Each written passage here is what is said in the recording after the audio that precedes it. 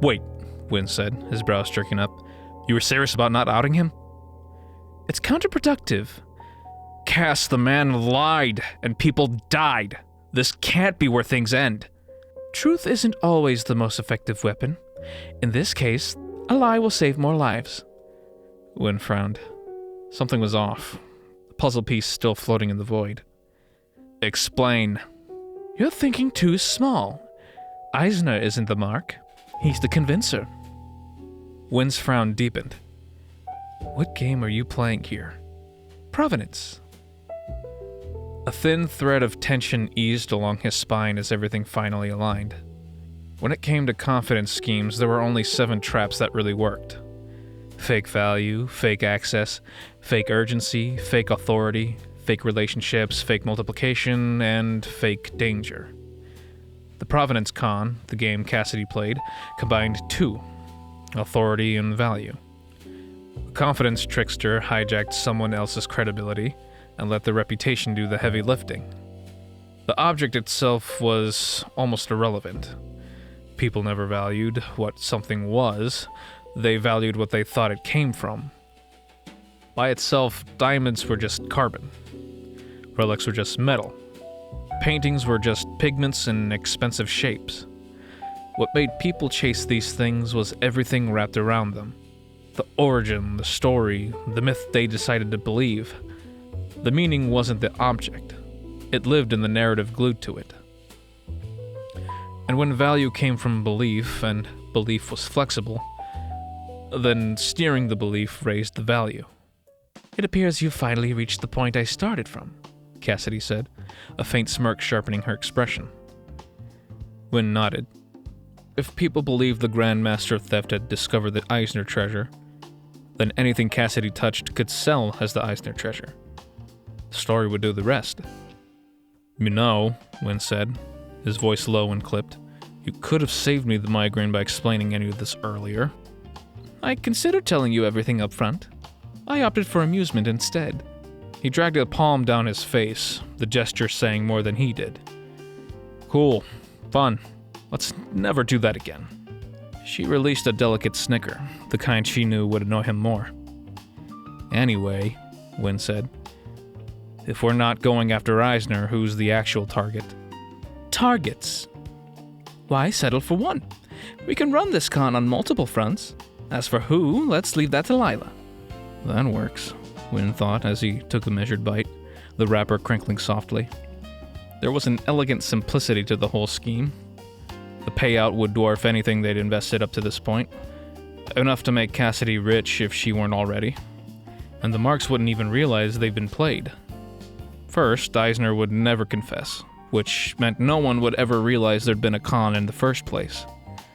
From the outside, the Grandmaster had simply uncovered a treasure and sold it. Nothing illegal about that. Second, people who purchased items like that were the quiet type, the kind who kept their acquisitions close and their names even closer. They wouldn't compare notes with other collectors. Most wouldn't even know there were other collectors. Quiet buyers either stayed quiet or they didn't stay buyers for long. And if they somehow found out, they'd have no options. They'd willingly bought an object from a known criminal through less than legal channels. No police department would burn man-hours investigating that. The buyers understood that, too.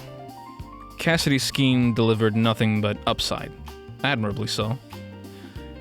But if the only people benefiting were them, that wasn't quite the line he knew she meant to walk. We're helping people with this take, right? 'Cause if not, it's just you stacking wins. Of course we're helping others, Cassidy said, her voice warming with the effortless certainty she wore like a second skin. The con should yield around 5 million crowns. I'll set aside 1 million for the Carters, then Lila gets her cut. The rest will become our war chest. Oh, and we're attaching the Grandmaster name to the donation. It's great optics and legally untouchable. Wynn wiped a thumb across his mouth, the last of the sandwich gone as he imagined the department's reaction. They couldn't seize the donation. Everything about it read as legal, no matter who sent it. The law ended this case the way it began it, empty-handed. Cassidy stayed beyond their reach, Eisner did too. Heaviness settled just behind Wynn's sternum, small but insistent. I get the logic of everything, he said, but letting Eisner slide still rubs me the wrong way. He's a dying man, Wynn, she said with a tinge of gentleness. I won't make a dying man's life harder just to satisfy correctness. Even ignoring the 2 people who died, he still risked countless others just to stroke his own damn ego. I'm the last person who needs reminding. I know I'm helping him walk away clean, and I don't love it, but of all the outcomes on the table, this one offers the best net result. My justice strengthens the vulnerable and dismantles threats. So that's what I'm doing. If you disagree, you're free to pursue justice your way. I won't interfere. Wynn blinked. He didn't figure she'd hand him the reins there. That wasn't her usual play. A shallow swallow caught in his throat before pushing down. Bringing Eisner down wouldn't be hard. All they'd have to do was drop the recording in the most disruptive place possible and watch the fallout. And truthfully, he didn't care about Eisner. The man's condition didn't erase what he'd done. It didn't make it okay for him to take people to the grave with him. Still, Cassidy's solution set the Carters up for life and boosted the Grandmaster branch. She made things so much easier for them in the long run while still helping people. Cramped knot formed between his shoulder blades, that familiar little punishment his body issued whenever she said something he had no clean way to push back on. Maybe he could have come up with something better if he'd had the full picture from the start. If he had just known what she was doing from the start. A muscle jumped along his cheek, brief and uncontrolled, before he forced his face still. Did she really keep the real plan to herself just for fun? Or was it just because she knew he'd pushed back on letting Eisner walk? Wynn heaved a sigh. With Cass, there was never a clean read. Worrying about whether she'd tricked him or not was pointless. Didn't simplify anything or point him toward a solution. Cass had already won the board, he admitted. Which meant any move he made had to exist in the negative space she'd left behind. Something that worked with the con, not against it. But what? What was left? What move exists that doesn't screw everything Cass already set in motion? Wynn's gaze wandered upward, the world around him momentarily deprioritized, and he considered what would Eisner hate to have happen. What would actually hurt a self-important liar? The truth, obviously. It would crush him. But since that was off the table, the next best thing was the threat of it. With a measured tone, Wynn said, "You're giving me your word that you won't step in, right?" "You won't feel my hand on this, that is my word." "All right. So I'm not going to pull any triggers, but I will make sure he knows I can." Cassidy paused, just long enough for it to be noticeable. Then she tilted her head. "Blackmail?" "You've got it," Wynn said. "I'll send him a message with the recording and make clear that as long as he behaves, nothing happens.